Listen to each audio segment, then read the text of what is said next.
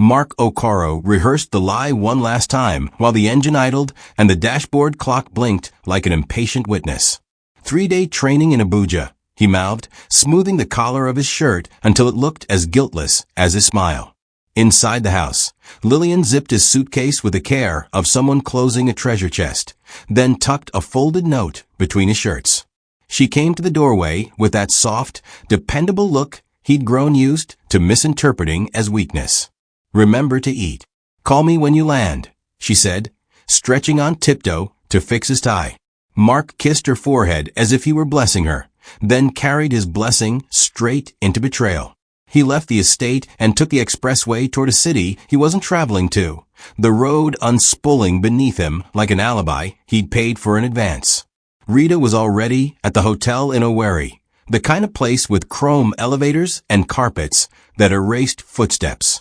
She greeted him at the door in a silk robe and the smile of a woman who calls danger by his first name. "My Abuja man," she teased, pulling him inside. He laughed too loudly, the sound bouncing off the mirror where two versions of himself stared back, one decent, one drunk on attention. He chose the louder one and poured wine into its mouth. At dinner he turned off his phone and turned on his charm, telling stories about work stress and the heaviness of being needed by everyone. Rita touched his wrist, a light press that said be needed here instead. When the waiter left, she fed him grilled fish with her fingers, and he thought of his wife's small, practical hands cutting vegetables on their kitchen counter. He looked away. The lie had already started collecting interest. He told himself he could afford it. He told himself everything that made him comfortable, until the night folded shut and comfort turned into a locked room. The first 24 hours moved like a music video, soft lighting, room service trays, a city that felt too far away to judge him. Rita laughed in a way that made the hotel walls feel private and the bed feel like a holiday from consequence. She asked questions that made him feel young again. What did you want to be at 20? What scares you at 40? He answered as if life were still undecided, as if marriage were a rumor he might deny if caught. When Lilian's text pinged, "Have you landed safely?" he muted the phone and placed it face down, as if turning his back on a lens. By the second night, the music scratched. Rita scrolled through his photos while he showered and found a snapshot of the children on their school's cultural day, Ankara patterns bright as laughter, his daughter's grin missing a front tooth, his son saluting with a cardboard spear. When he returned, she was quiet, which with Rita meant a storm had chosen a mouth.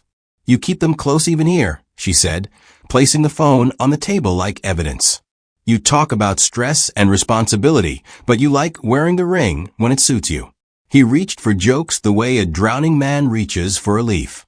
"Don't spoil our weekend," he said, too soft to be a warning, too hard to be a plea. The quarrel shook the room until petty words became sharp objects. Rita accused him of performing goodness in public and rehearsing cowardice in private. He accused her of dragging reality into a space rented for fantasy. A glass tipped and broke. The shards glittered like tiny verdicts. He grabbed his keys and breathed the thin, panic breath of a boy caught stealing. "I'm driving back," he announced, like someone brave enough to choose the right thing after choosing the wrong one first. Rita stood with her arms folded. "Go back to your wife, Mark. Abuja is waiting," she said. And the way she said Abuja made the city sound like a grave. He drove through night that had the temper of a witness who'd had enough. Trailer lights blinked like slow warnings as he pushed past towns whose names he recognized from fuel receipts and nothing else. The road gave him time to think, and he refused the offer, filling the car with loud radio talk and louder rationalizations. He'd tell Lilian he'd come home early to surprise her. He'd cook a story about a canceled session, about network issues, about anything but the truth, because the truth, he decided, was impolite company after 10 p.m. The estate gate man saluted, surprised to see him.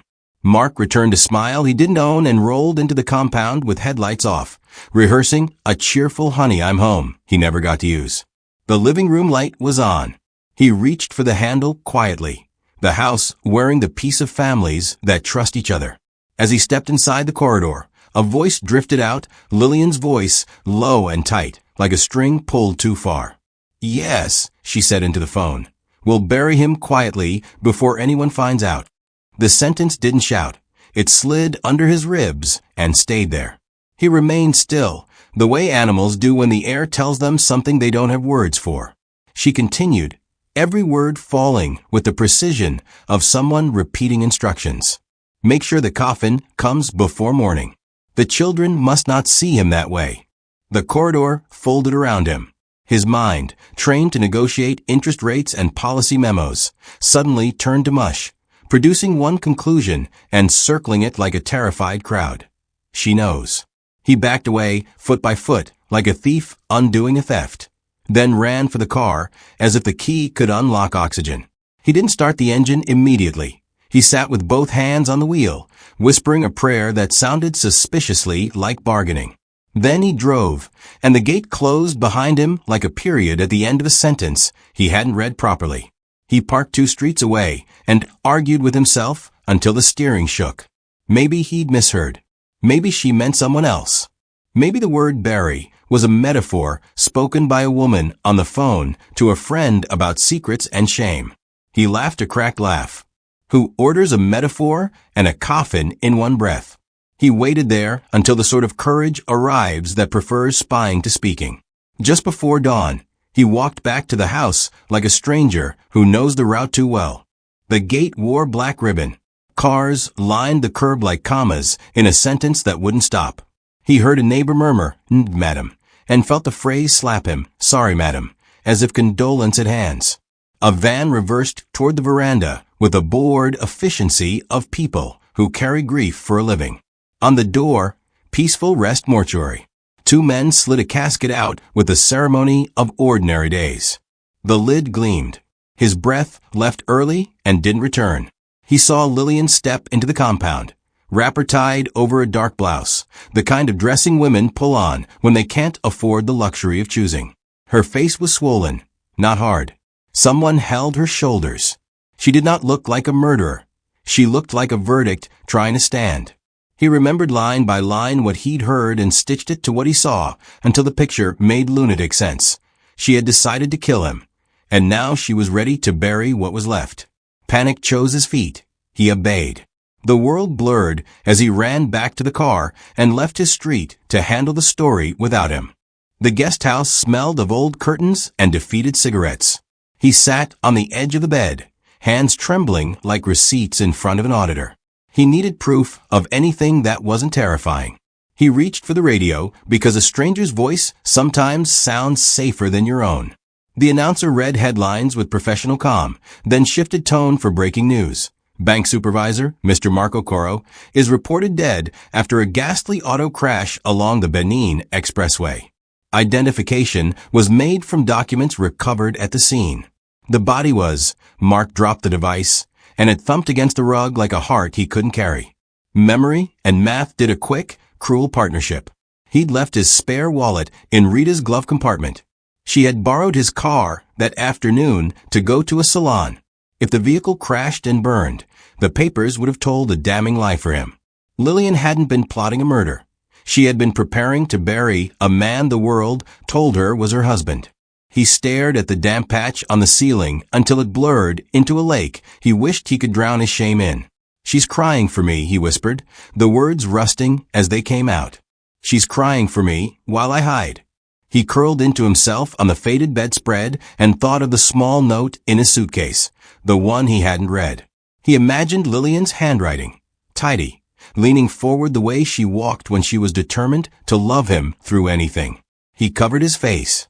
The room had no clock, but time kept moving, piling more hours between the lie and the truth, between the man who ran and the woman who would stand beside a coffin she believed held him. He made a decision that tasted like old iron. He would go back, he would watch, he would wait, until he could find a way to stand in front of what he'd done without collapsing. He didn't know that by the time he found the strength to return, the only thing left to bury would be his marriage. The guest house TV glowed blue against the silence. Mark hadn't eaten since yesterday. His shirt still smelled faintly of Rita's perfume, now an odor that made him nauseous. He turned up the volume when the news anchor's voice mentioned an accident along Benin Expressway. "The victim," she said clearly, was identified as Mr. Mark Okoro, an employee of Atlantic Microfinance Bank. The photo flashed, his ID picture. His own eyes looked back at him from the screen. The glass in his hand dropped, splattering water across his knees. He stared at the image as if watching a ghost being interviewed. He tried to stand, but his legs were strangers to balance. "That's my car," he murmured. "That's my name." The truth slammed into him with the weight of irony. His own lie had killed him in the eyes of the world. Rita must have crashed his car, and his wallet had made sure the body carried his identity. Everyone now believed he was dead, even Lilian. He pressed his palms against his head as though squeezing the thoughts out would make them less real. She wasn't plotting, he whispered. She was mourning. At first the idea almost made him laugh, hysterically, brokenly. But the laughter died when he imagined Lilian's trembling hands identifying a body she thought was his. The thought crawled into his chest and made a home there. He realized that while he hid in cowardice, she was living through his death. A wave of shame drenched him. He fell to his knees, tears mixing with dust. "God," he said to no one, "I'm alive, but I'm the worst kind of dead." 2 days passed before he found the courage to return to the street he once called home.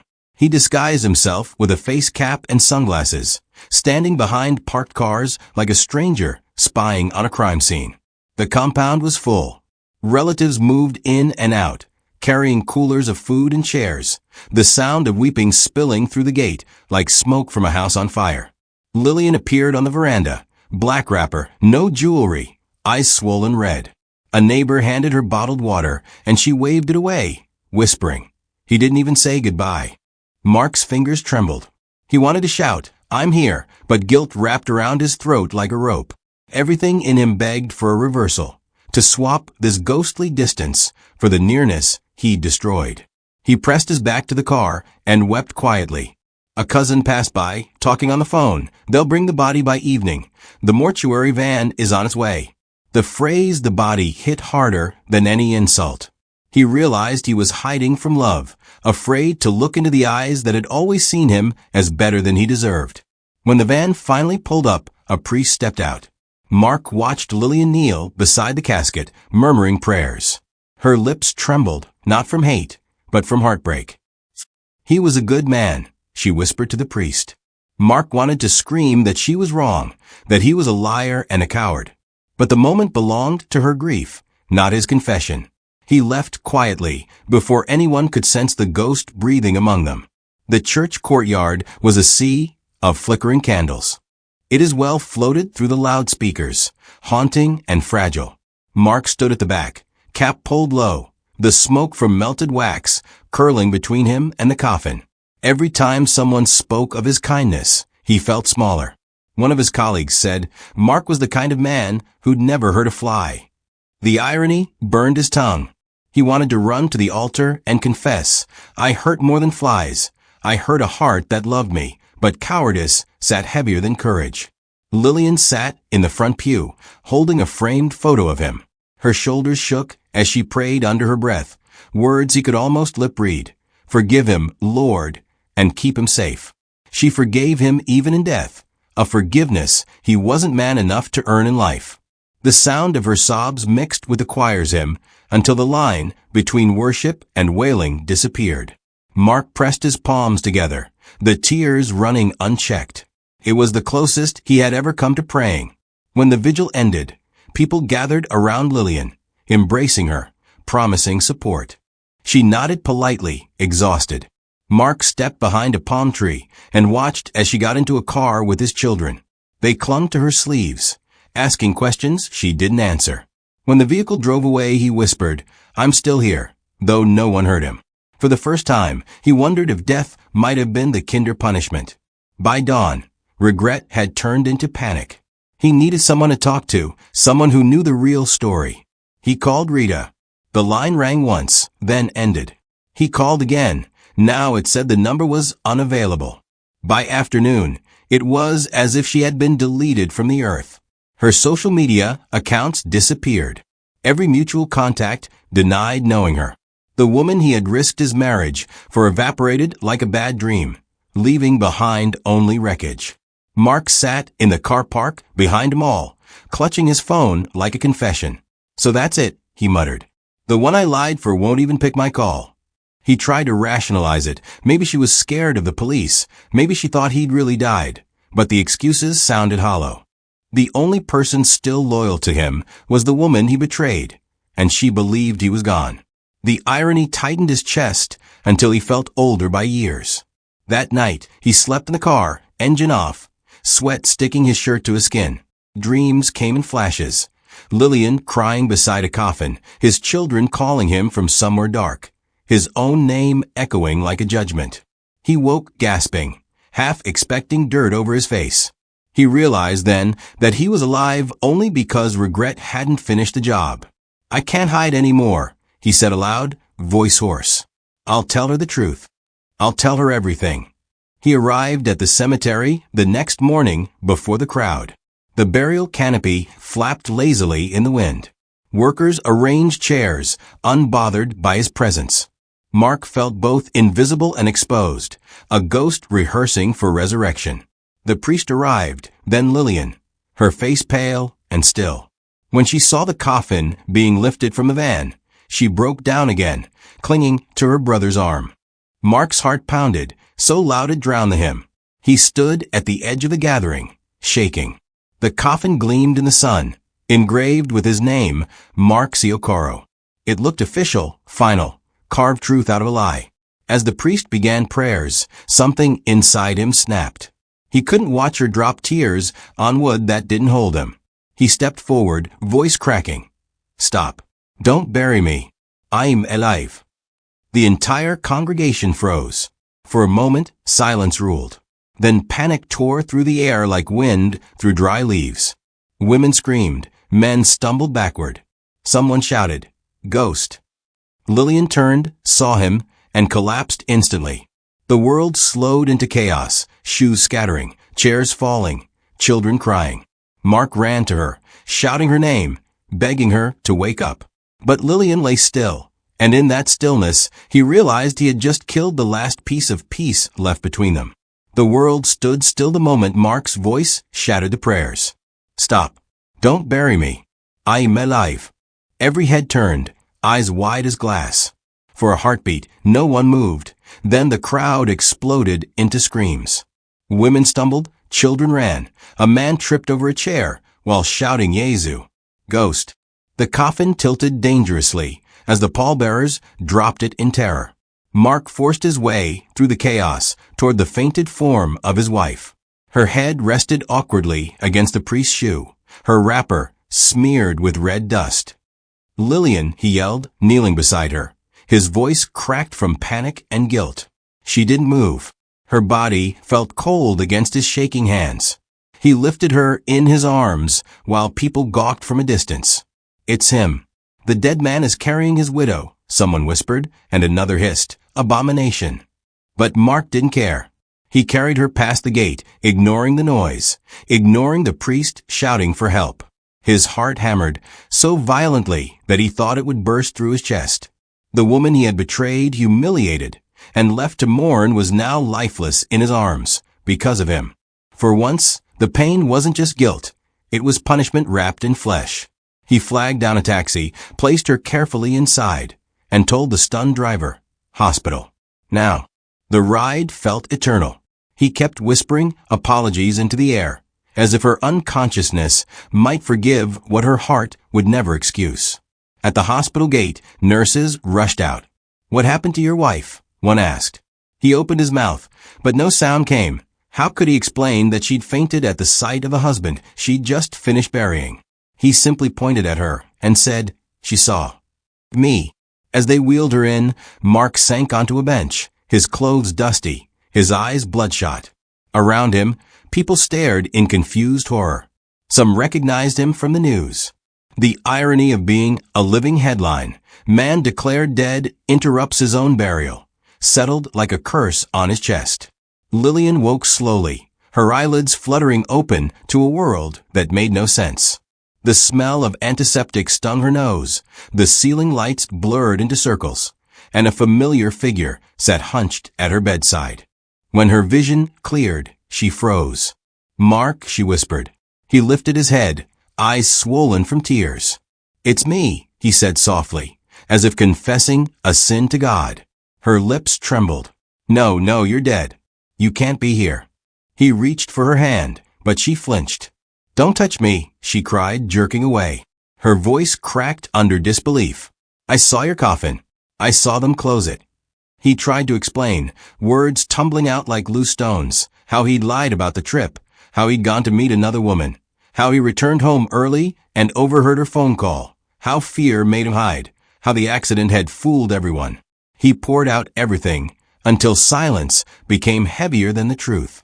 Lilian listened without blinking, the tears drying on her cheeks before new ones replaced them. When he finished, she asked one question. So while I mourned, while I nearly buried a stranger, you were hiding to protect your shame? Her tone wasn't loud, it was sharp, surgical, cutting him open without blood. You watched me break, Mark. You watched me die alive. Mark fell to his knees beside the bed. Lily, I'm sorry. I swear I thought you'd found out. I was scared, confused. You were selfish, she interrupted coldly.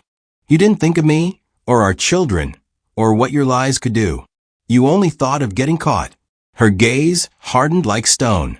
Do you know what it feels like to bury someone you love?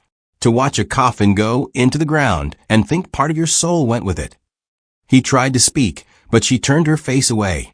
If you loved me at all, you'd have come home the night you lied, she whispered. Not now, when the grave is already dug. Her words landed heavier than any slap. For the first time, Mark realized that resurrection doesn't always mean rebirth. Sometimes it just means facing what's left. That night, Mark stayed at the hospital, begging for a chance to fix the unfixable. He brought food she didn't touch, flowers she didn't glance at. The nurses whispered as they passed, some out of pity, some out of disbelief. When Lilian finally turned to him, her face was calm, but her eyes were glaciers. Tell me about her, she said quietly. Who is she? He hesitated, then confessed about Rita, the trips, the hotel, the lies. Every detail felt like vomiting acid. He expected her to scream, to throw things. Instead, she just nodded slowly, her lips pressed together. So, while I was praying for you, another woman was undressing my husband, she said, almost to herself. And when you got tired of her, you came back to bury me in shame. Mark burst into tears, clutching her hands. Please, Lily, I'll do anything. I'll beg. I'll kneel in public. Just don't leave me. But her expression didn't change. Leave you, she echoed, her voice barely above a whisper. You already left me. The day you walked into that woman's room, you left. The man in that coffin was easier to love than the one standing here.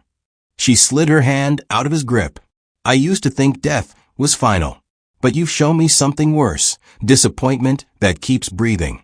When the doctor came to check her vitals, she told him she was fine and wanted to be discharged the next day. Mark protested, begging to drive her home. She looked at him with a gaze so cold it almost burned. You're not my home anymore, she said. Then she turned her face toward the window, shutting him out with silence, so thick it felt physical. He sat there for hours, hoping she'd change her mind. But some decisions, once born in heartbreak, grow stronger with time. The woman who had once prayed for his safety now prayed for peace, and that peace no longer included him. By morning, she had packed her things neatly into a hospital bag. Mark was waiting outside her ward with flowers that wilted under the air conditioning. She stepped out, her movements slow but deliberate. Where are you going? He asked. Home, she said flatly. Our home, he whispered hopefully. She looked at him, as though the word "our" was a ghost she no longer recognized. No, she replied, my home. He followed her down the corridor, talking fast, his voice cracking like glass. Please, Lily, don't do this. We can start over. I'll change. I'll prove it. She stopped abruptly and turned. You proved enough. You proved I was married to a stranger. Outside, the morning light bounced off the car windshields. Her brother was waiting by the gate. Mark watched her hug him, then slide into the passenger seat. She didn't look back. He stood on the hospital steps until the car disappeared, holding the flowers that now smelled like failure. For the first time, he felt what she had felt for 3 days. Loss so complete it left no room for breath. He tried to chase after the car, but his knees gave out. He fell onto the pavement, whispering her name like a prayer too late for heaven to hear.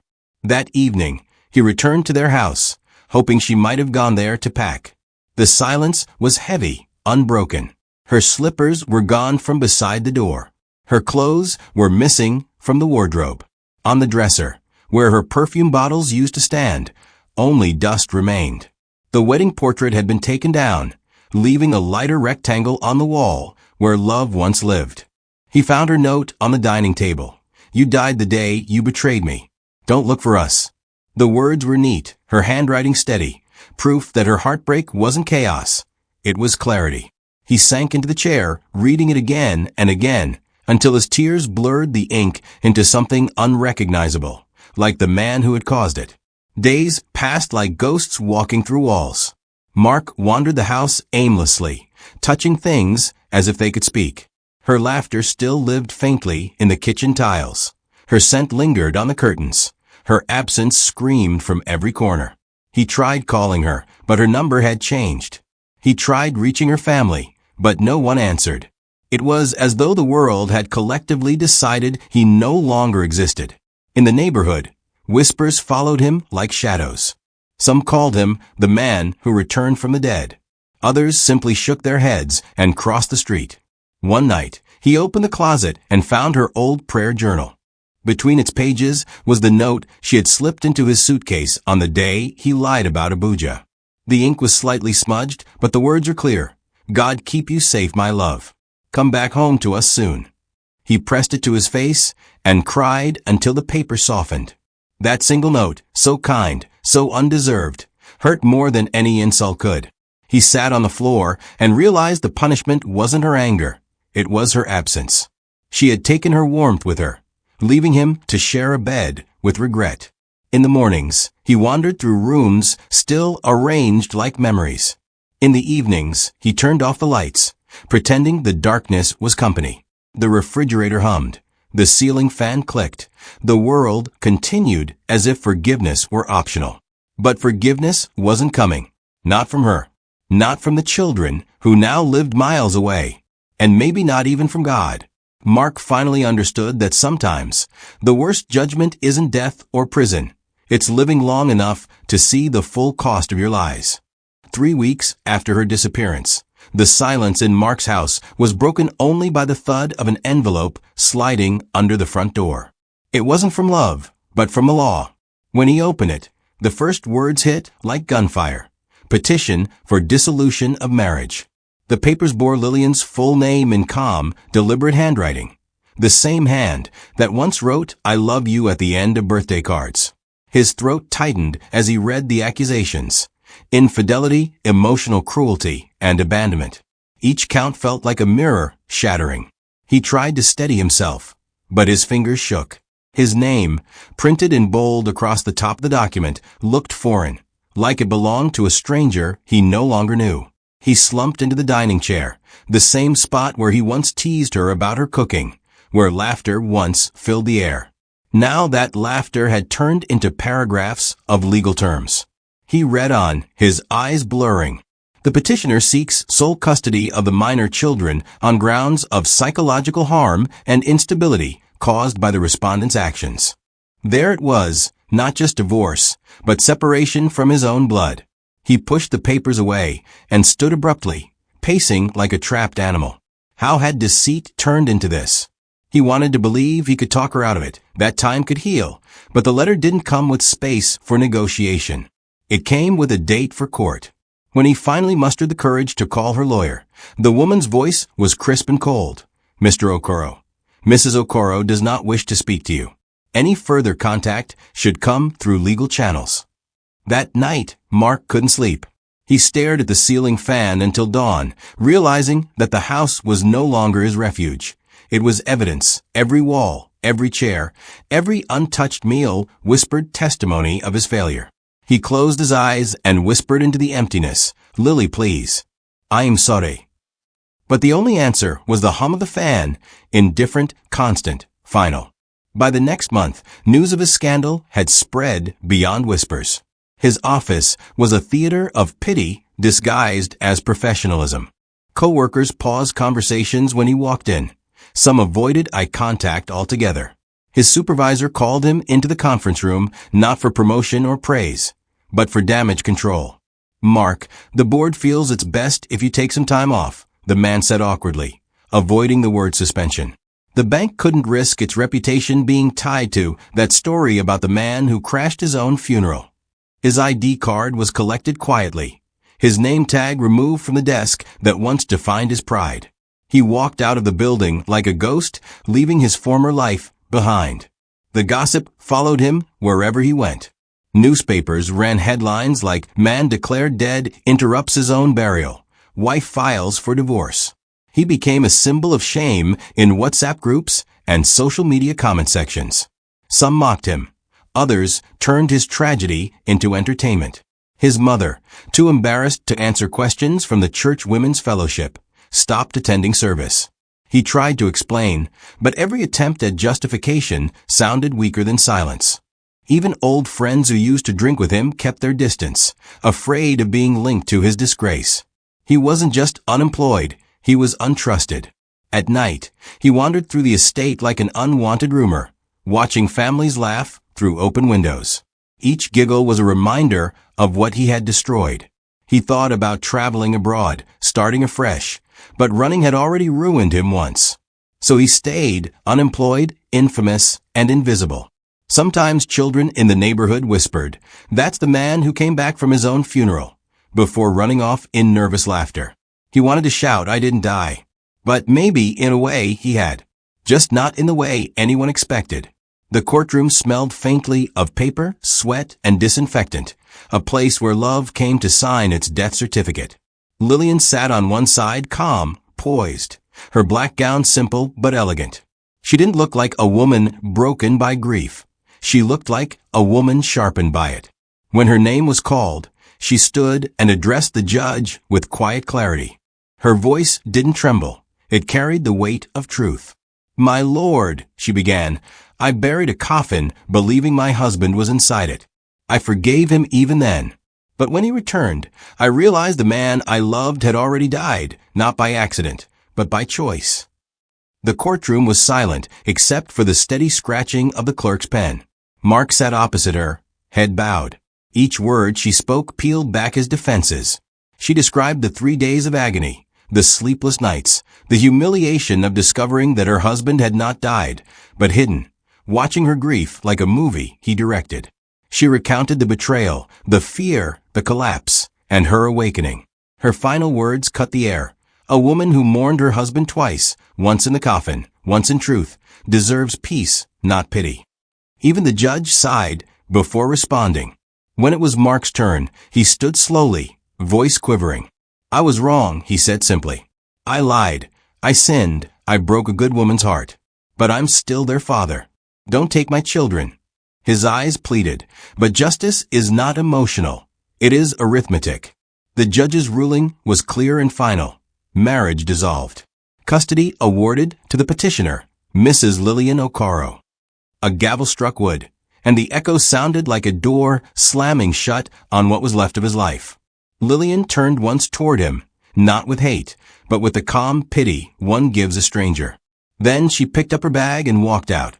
He wanted to follow, but the bailiff's gentle hand on his shoulder reminded him it was over. After the verdict, Mark moved into a single-room apartment in Yaba, a space so small that his guilt had nowhere to hide. The walls were bare, the mattress thin, and the tap leaked like a slow metronome counting down his failures. He tried writing letters to Lilian and the children, but each one ended in crumpled paper. What could he say that would change anything? Sometimes he drove past their new neighborhood just to see his children walking home from school. He never rolled down the window. He just watched from afar, heart hammering as he whispered their names like forbidden prayers. Once, his son noticed the car and pointed. Lilian turned, saw him, and quietly ushered the children inside without a word. That look, cold, controlled, final, was worse than any insult. Days melted into each other. He sold his car to pay bills and survived on freelance accounting jobs. But money wasn't his starvation. Peace was. He attended church again, sitting at the back, avoiding eye contact. The pastor preached about grace, but he wasn't sure grace wanted him anymore. On bad nights, he dreamed of the burial again, only this time he was inside the coffin, and no one came to stop it. He'd wake drenched in sweat, gasping for breath that never felt earned. He found Rita's number once through a friend of a friend. He called it from a payphone. A man's voice answered. Wrong number, the voice said before hanging up. That single phrase sealed the lesson. He had destroyed one woman's peace and been forgotten by the other. His punishment wasn't prison or hellfire, it was memory. Every small sound reminded him of what he'd lost. The clink of plates recalling family dinners, the smell of stew recalling her laughter, the sight of children playing recalling the ones who now called another place home. The silence between all those memories was the real sentence, and he served it daily. The final hearing for property division lasted barely an hour. When the papers were signed, Lilian walked out of the courthouse with her children beside her. She didn't smile, she didn't gloat. Her peace was quiet, not loud. The afternoon sun touched her face gently, as if congratulating her for surviving the storm. A friend approached, carrying her handbag and whispering, "You did it. It's finally over." Lilian looked at the courthouse doors one last time and said softly, "Yes, over." Her children tugged at her hands, asking if they could get ice cream on the way home. "Yes, my darlings," she replied, her voice steady, motherly, free. Across the street, Mark sat in his old car, watching them. He didn't follow this time. He simply watched, like a spectator at the ending of a play he once starred in but no longer had the right to join. Lilian glanced briefly in his direction, not with anger, but with a calm strength that said she had nothing left to fear. Their eyes met for a second, enough for her to recognize he was still alive, but no longer the man she once knew. She turned away, her children's laughter drowning out the silence between them. As they drove off, Mark remained parked under the fading light. He took off his ring and placed it on the dashboard. "The funeral I feared," he whispered, "was never for my body, it was for my soul." He started the engine, but didn't move. For the first time, he understood what peace felt like when it no longer included him. Somewhere, in a different part of Lagos, Lilian's laughter rose faintly through an open window as her children giggled beside her. It wasn't the laughter of revenge, it was the sound of a woman reborn. Please like and share. Your support means the world to us. Thank you for watching to the end. Don't forget to come back for the next amazing tale yet.